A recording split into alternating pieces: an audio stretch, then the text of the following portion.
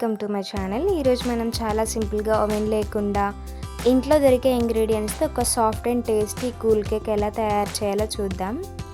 ముందుగా అయితే ఒక జార్ తీసుకుని దానిలో అయితే ఒక కప్ ఆఫ్ ఇప్పుడు పౌడర్ యాడ్ చేసుకుందాం. దానిలో ఒక 2 స్పూన్స్ ఆఫ్ కూల్ వాటర్ అయితే యాడ్ చేసుకోవాలి స్మూత్గా మిక్స్ చేసుకోవడానికి. అదైతే పక్కన పెట్టుకున్నాను నేను, ఇది చాలా టైం పడుతుందని. తర్వాత ఐసింగ్ షుగర్ కొంచెం యాడ్ చేశాను వేరే జార్లో.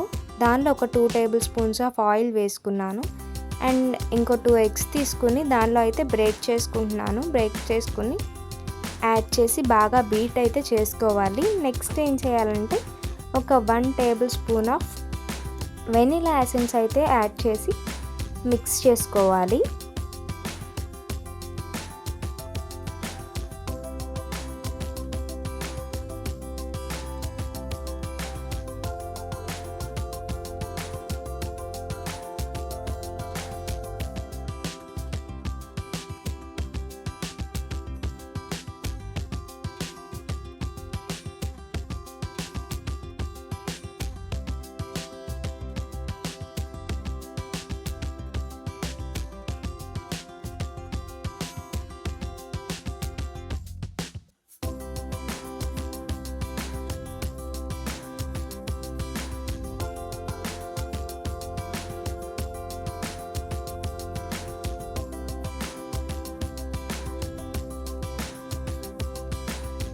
ఇది కూడా బాగా మిక్సీ చేసుకుని నేనైతే పక్కన పెట్టేసుకుంటున్నాను.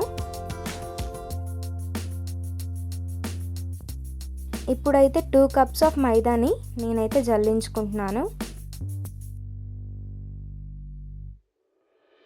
అయితే ఇందాక మనం మిక్సీ చేసుకున్నదైతే ఏమైతే ఉందో సో అదైతే దీనిలో యాడ్ చేసుకోవాలన్నమాట.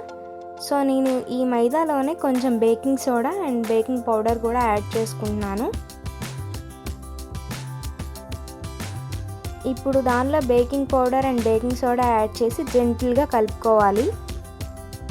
ఇప్పుడు మన బ్యాటర్ అయితే పర్ఫెక్ట్గా రెడీ అవ్వడానికి సిద్ధంగా ఉందన్నమాట.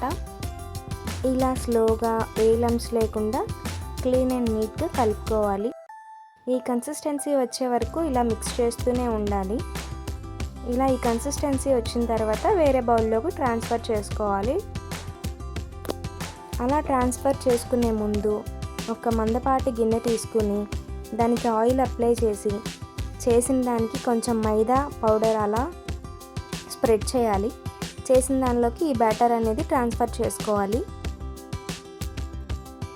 తర్వాత ఇడ్లీ పాత్రని ప్రీహీట్ చేసి దానిలో కేక్ మౌల్డ్ని పెట్టి బ్యాటర్ పోర్ చేయాలి. లో ఫ్లేమ్లో 30 to 35 మినిట్స్ వరకు బేక్ చేసుకోవాలి.